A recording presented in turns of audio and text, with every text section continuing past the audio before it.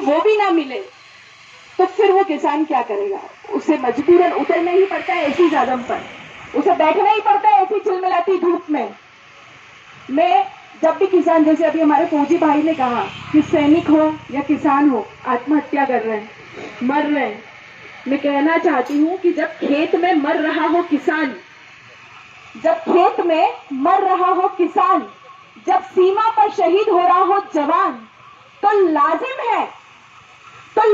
है कि जिसने बेचा हो अपना ईमान वो जरूर टीवी पर बैठ करके करते हैं हिंदू और मुसलमान।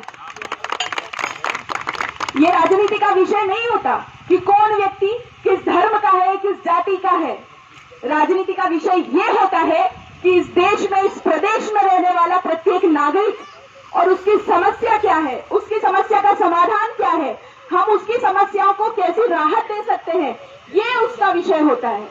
लेकिन यहाँ क्या होता है, सब सरकार तो सोई हुई है और उसको जगाने के लिए आज पूरे प्रदेश का प्रत्येक वर्ग, प्रत्येक नागरिक जाजम पर उतर आया है। चाहे वो किसान भाई हो, चाहे वो महिलाएं हो, चाहे छात्र हो, चाहे युवा हो, चाहे व्यापारी हो, चाहे आंगनवाड़ी कार्यकर्ता हो, चाहे पेंशनर्स हो या सर्विसा कर्मचारी हो, हर कोई अपनी बात को मानने के लिए अपनी मुसीबतों को लेकर के इस जाजम पर बैठा है। और इस जाजम पर बैठने की आवश्यकता तब होती है जब ये सरकार सुनती नहीं है और जो कहती है वो करती नहीं है, तभी जाकर के आज उतरना पड़ता है। हम किसान भाइयों, हमारे कमलनाथ जी की सरकार थी, जैसे आदरणीय भाई साहब ने कहा, कमलनाथ जी की सरकार थी, सर्वे नहीं किया, सीधे मुआवजा दिया, कहा कि हमारे किसान भाई ने भी कहा है, तो उसका कहना ही सत्य प्रमाण है, वो खुद सत्य है। उन्होंने बिना सर्वे के मुआवजा दिया। लेकिन ये सरकार क्या करती है, साल में 4 बार खेत में सर्वे करने के लिए पहुंच जाती है, लेकिन मुआवजा आज तक आया क्या? थोड़ा जोर से तो बोलिए। नहीं आया साहब, कोई मुआवजा नहीं आया। आप लाडली बहना योजना लेकर के आए हैं, क्योंकि महिला हूं, थोड़ी महिला की बात तो करूंगी।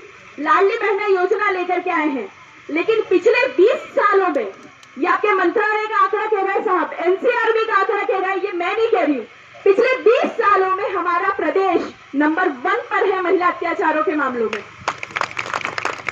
क्या आपको आपकी भांजियों की, आपकी बहनों की, आपकी माँ की, आप हर पूरे इस प्रदेश की किसी भी महिला की चीख आपको नहीं सुनाई देती? नहीं सुनाई देती साहब, क्योंकि सरकार सुनती नहीं है और जो कहती है वो कभी करती नहीं है। वो आप मुझे बताइएगा कि आप लाडली बहना योजना, जैसे भाई ने बताया कि इतने सारे फिल्टर उसके अंदर लग गए हैं कि 10 से 20% को भी उसका लाभ मिल जाए तो बहुत बड़ी बात है ना। लाडली बहना, कोई भी बहना, उस गरीब किसान की बहन आपकी उस योजना से खुश नहीं होगी साहब।